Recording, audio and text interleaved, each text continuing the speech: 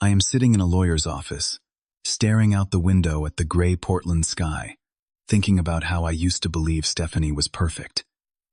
Beautiful, intelligent, charismatic. We got married after 2 years of dating, and everything felt like a fairy tale. But there were small signs I ignored. The way she needed constant admiration. The way she controlled everything.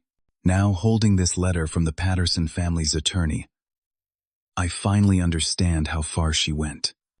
They want me to testify against her, against my own ex-wife. And honestly, I do not know if I am ready for what that means. Before I dive into how my marriage unraveled and led to this moment, I would love to know where you are watching from.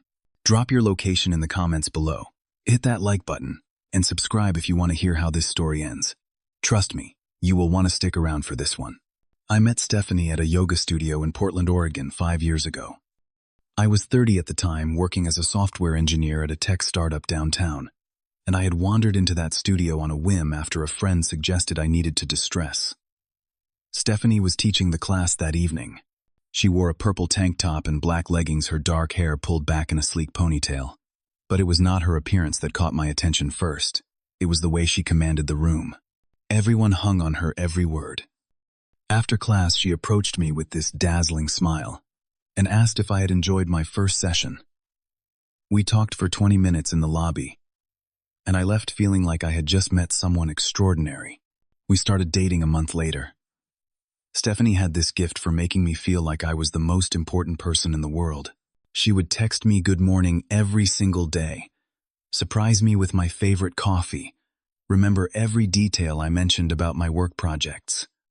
When I introduced her to my parents during Thanksgiving that year, my mom pulled me aside and said she had never seen me so happy. I proposed after 2 years on a hiking trail overlooking the Columbia River Gorge. She cried and said yes immediately. Our wedding was small but beautiful, right on the Oregon coast with about 50 guests. We honeymooned in Hawaii, spending 2 weeks exploring Maui and Kauai. Everything felt perfect. But about 6 months after we got married, things started shifting. Stephanie began needing constant validation.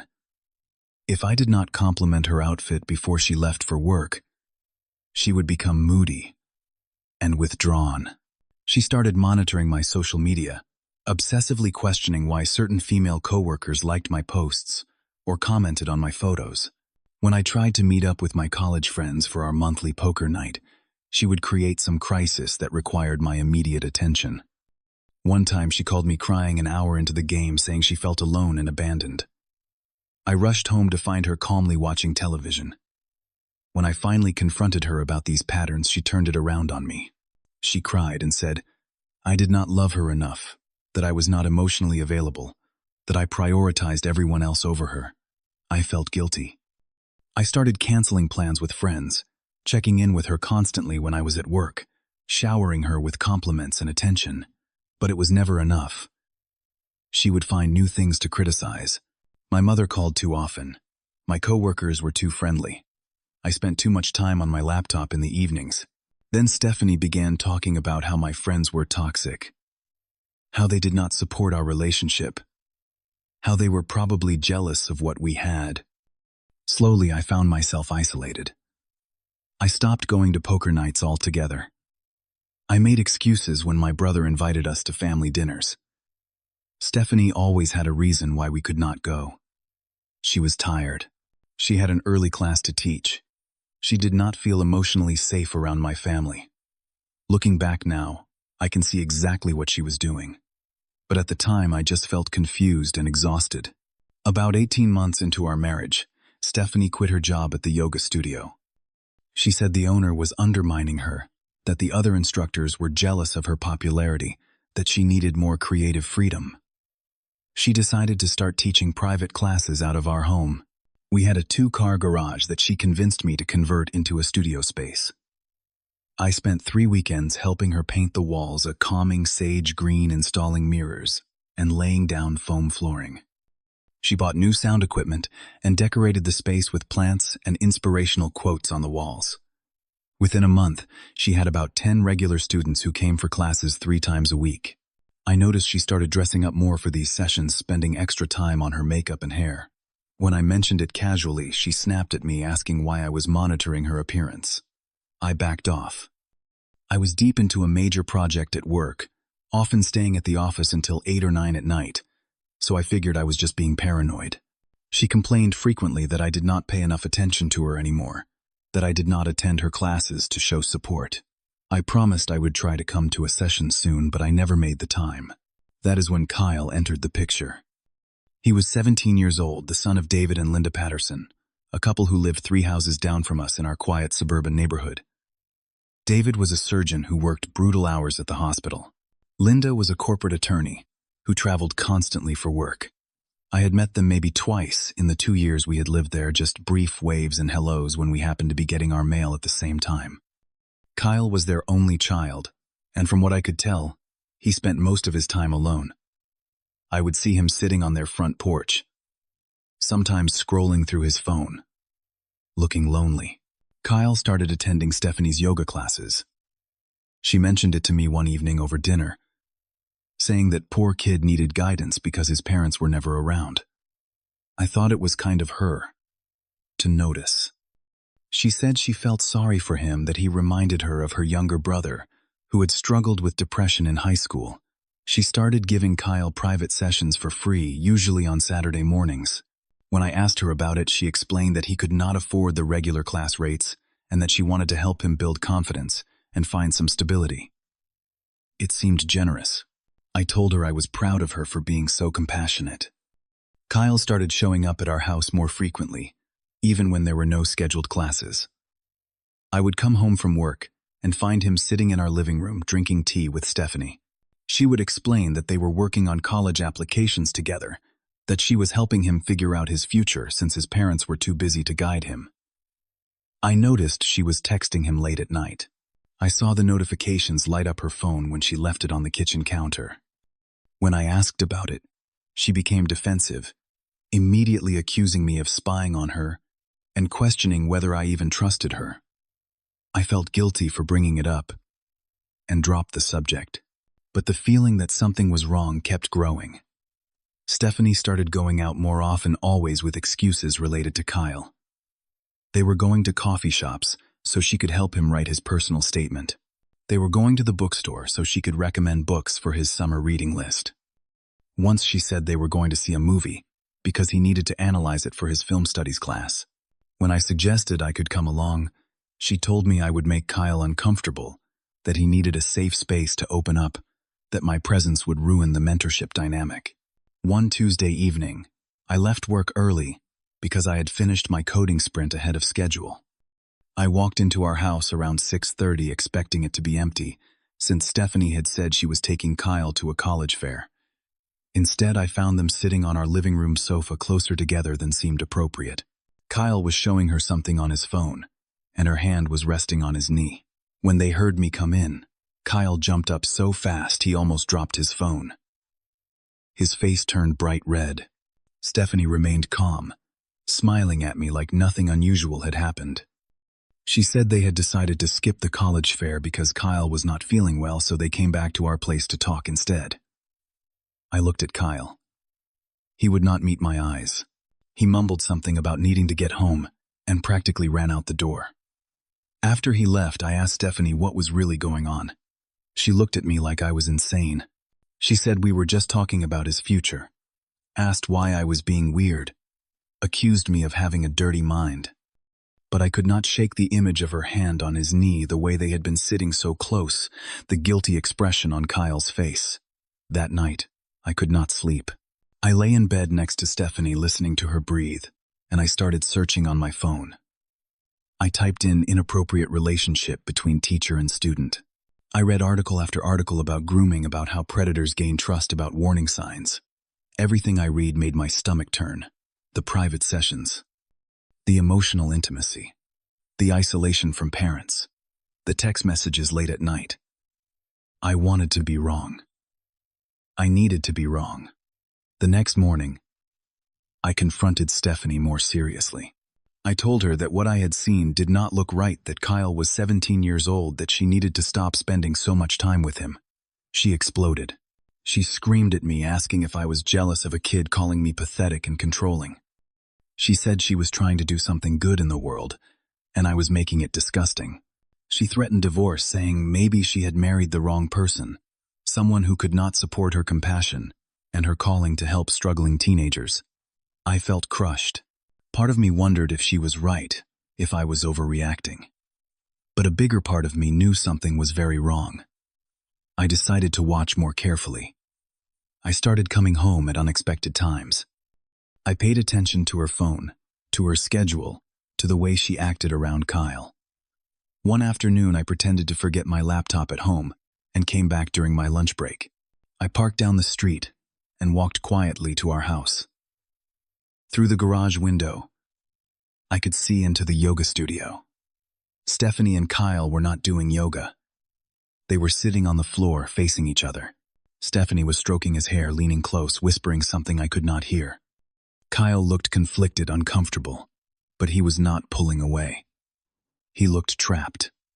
I stood there, frozen, my heart pounding so hard, I thought I might pass out. I wanted to burst in and confront them, but something stopped me. I realized I needed proof. I needed evidence that would be undeniable, because I knew Stephanie would lie and manipulate her way out of this if I did not have concrete documentation. I quietly walked back to my car and drove to work, my hands shaking on the steering wheel. Over the next week, I made a decision that still keeps me up at night sometimes. I installed a hidden camera in the garage studio. I knew it was legally questionable, possibly even inadmissible in court, but I was desperate. I needed to know the truth. I needed to protect Kyle, even if it meant breaking some rules. The camera was tiny, hidden behind a potted plant on a high shelf, angled to capture most of the room. For 7 days, I watched footage every night after Stephanie went to bed. What I saw made me physically ill. Stephanie touched Kyle inappropriately during their sessions. She would adjust his poses in ways that were unnecessary and invasive. She gave him massages that lasted too long. I heard her say things to him, like, "Your parents do not understand you like I do, and we have something special that most people would not comprehend." She love-bombed him with compliments and affection, then withdrew suddenly if he did not respond the way she wanted, leaving him confused and desperate for her approval again. Kyle clearly looked uncomfortable during many of these interactions, but Stephanie was masterful at manipulation. She would cry and say she thought he cared about her, that she had been vulnerable with him, and now felt rejected. She isolated him further by telling him his friends were immature and would not understand their connection. She made him feel guilty for wanting to spend time with anyone other than her.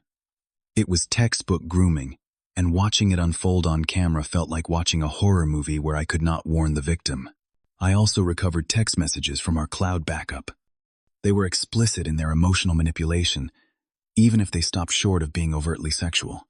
Stephanie wrote things like, "I have never felt this way about anyone before, and you make me feel alive in a way my husband never could."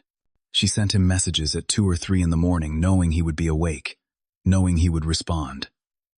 She created this dependency where Kyle felt like he needed her validation to function. I saved everything. I made backup copies on 3 different drives. Then I prepared myself for the hardest conversation of my life. On a Saturday morning when Stephanie was in the kitchen making coffee, I walked in and placed my laptop on the counter. I opened the folder containing the video files and turned the screen toward her. I did not say anything at first. I just let her watch herself on camera, touching Kyle, whispering to him, manipulating him. Her face went pale. For about 10 seconds, she was silent. Then the denial started. She said it was not what it looked like, that the camera angle was misleading, that I was taking innocent moments out of context. When I played another clip, this one with audio, she could not deny it anymore. So she shifted tactics. She claimed Kyle had come on to her, that she was trying to let him down gently without hurting his feelings. She said she was being kind, and I was twisting it into something sick. I told her I had weeks of footage. I had text messages. I had a timeline documenting everything. She stared at me, and I could see her brain working, trying to find another angle. Then she went on the attack. She screamed that I had driven her to this, that I was never home, that I did not appreciate her, that I was cold and distant. She said if I had been a better husband, she would not have needed emotional connection elsewhere. She grabbed a coffee mug and threw it against the wall where it shattered. She cried and raged and blamed me for everything. When none of that worked, when she saw that I was not backing down, she threatened me. She said if I told anyone, she would destroy me. She would tell people I had abused her, that I was controlling and violent, that she had been afraid of me for years. She said everyone loved her, and no one would believe me. She would make sure I lost my job, my reputation, everything. I looked at her, this woman I had loved and married, and I barely recognized her. The mask had completely fallen away. I saw her for what she really was, a narcissist who manipulated everyone around her to get what she wanted, who had no real empathy for the people she hurt. I felt sad and angry and relieved all at once. I told her calmly that I wanted a divorce and that I was reporting what she had done. She switched back to begging immediately, crying and promising she would change, saying she would get therapy, that she loved me and could not lose me. I did not respond. I had already packed a bag that morning. I picked it up from the bedroom, walked out the front door, and drove to a hotel. I did not look back. The next few days were a blur. I struggled with what to do about Kyle. Oregon's age of consent is 16, which meant that technically, if their relationship had become physical, it might not be illegal in the strictest sense. But I knew that did not make it right. Grooming is grooming. Emotional abuse is abuse. The power dynamic was completely wrong. Stephanie was a 30-year-old married woman in a position of authority over a vulnerable teenager. It was predatory, regardless of legal technicalities. I decided to contact the school counselor at Kyle's high school rather than going straight to the police. I figured the counselor would know the best way to handle the situation and protect Kyle. I met with her, showed her some of the less invasive footage and the text messages. She was horrified. She immediately contacted Kyle's parents. David and Linda Patterson were shocked when they heard. Their first reaction was denial. They insisted Kyle would have told them if something inappropriate was happening. But the counselor convinced them to sit down and talk to their son, really talk to him. That conversation changed everything. Kyle broke down and confessed the entire relationship. He told his parents that Stephanie had been grooming him for 8 months. She had made him feel special and understood, then slowly isolated him from his friends and even his parents. She convinced him that what they had was unique and that no one else would understand. When he tried to pull away, she would manipulate him back with tears and guilt. He felt trapped. He was scared and confused, but he also felt protective of her, which is common in grooming situations. David and Linda were devastated. They realized how much they had failed their son, how their constant absence had made him vulnerable to someone like Stephanie. They contacted the police. An investigation started immediately. Detectives interviewed Kyle, collected evidence, and obtained a warrant to search our house. Stephanie was arrested within a week. She was charged with contributing to the delinquency of a minor unlawful sexual conduct and several other counts related to her abuse of power and position. 2 months after her arrest, David and Linda showed up at my apartment. I had moved into a small place downtown after leaving the house Stephanie and I had shared. When I opened the door and saw them standing there, they looked completely broken. Linda's eyes were red and puffy. David looked like he had aged 10 years. They asked if they could come in. I let them. We sat in my living room, and Linda started crying almost immediately. She said they had failed Kyle, that they had been so consumed with their careers that they had not noticed their son was suffering. David said they were trying to make it right now, that they had both cut back their hours and were in family therapy with Kyle. Then they told me why they had come. The defense attorney was painting Kyle as a willing participant, as someone who had pursued Stephanie and seduced her. They were trying to flip the narrative to make Stephanie the victim. David and Linda needed me to testify. They needed my evidence and my testimony to show the pattern of manipulation and grooming. I sat there looking at these two people who had neglected their son so badly that he became prey for a predator. Part of me was angry at them. If they had been present, if they had paid attention, maybe none of this would have happened. But I also understood that Kyle was the real victim here, and he deserved justice. They begged me to help. Linda said they knew they had been terrible parents, but they were trying to fix it now, and they needed me to make sure Stephanie did not get away with what she had done. I did not answer them right away. I told them I needed time to think about it. After they left, I spent several sleepless nights wrestling with the decision. I thought about Kyle, about how young and vulnerable he was, about how Stephanie had twisted his reality and made him doubt himself. I thought about other potential victims, other vulnerable kids Stephanie might target if she got away with this. I realized that this was not really about the Pattersons or their failures as parents. This was about making sure a predator faced consequences for her actions. This was about protecting Kyle and preventing future harm. I contacted the prosecutor and agreed to be a witness. I provided all my evidence, the videos, the text messages, the timeline of events. I explained the pattern of manipulation I had witnessed, how Stephanie had isolated me during our marriage, how she had used the same tactics on Kyle. The prosecutor told me my testimony would be crucial in establishing that Stephanie was the aggressor, the manipulator, the one in power. The trial took place 4 months later. Walking into that courtroom was one of the hardest things I have ever done. I had to face Stephanie, to sit just feet away from her and recount everything she had done. She looked at me with such hatred in her eyes, but she put on a victim face for the jury. Her attorney tried to paint her as a lonely, neglected wife who had made a mistake in seeking emotional connection. They tried to portray Kyle as a teenage boy with a crush who had pursued her relentlessly. When I took the stand, I stayed calm and factual. I walked the jury through the evidence methodically. I explained what grooming looks like, how predators isolate their victims, how they create dependency. I showed the videos. I read excerpts from the text messages. I described the pattern of love bombing, followed by withdrawal, that kept Kyle constantly seeking Stephanie's approval. The defense attorney tried to discredit me, calling me a bitter ex-husband who was exaggerating to get revenge. I looked him straight in the eye and said I wished that were true, that I wished none of this had ever happened. But I could not let Stephanie hurt another kid. Kyle also testified. Watching him on the stand struggling to explain how Stephanie had made him feel was heartbreaking. He described how she had told him he was mature for his age, how she had made him feel special and understood in a way his parents never had.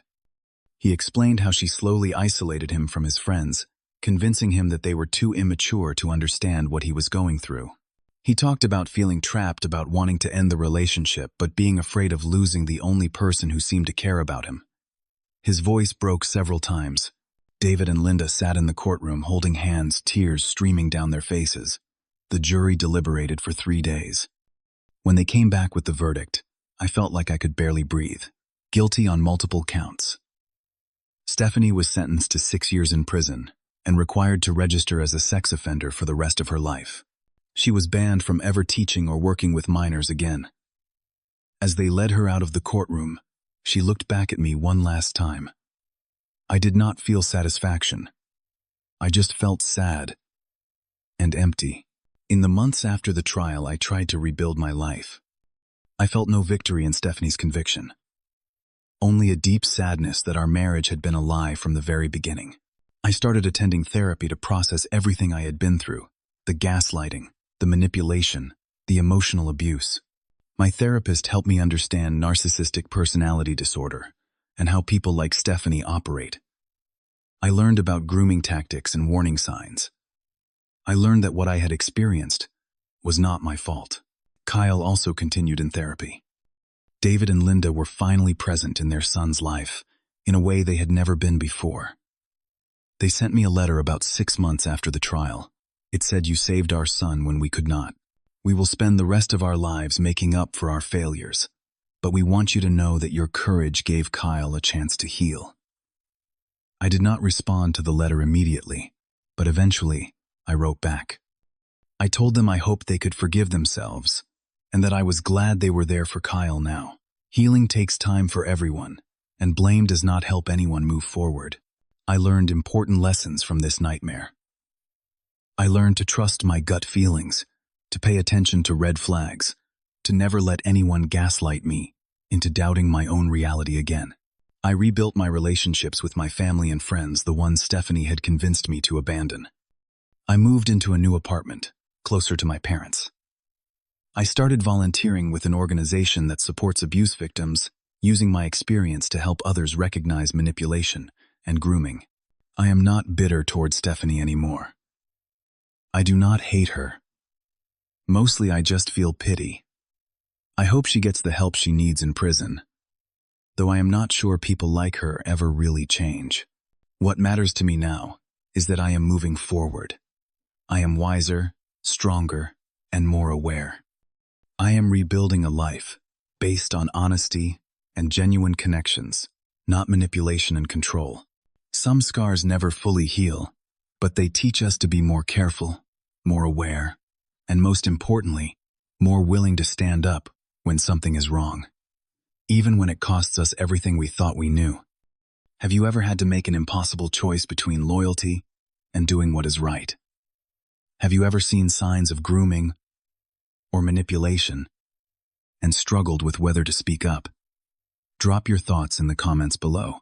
If this story resonated with you, please hit that like button and share it with someone who might need to hear it.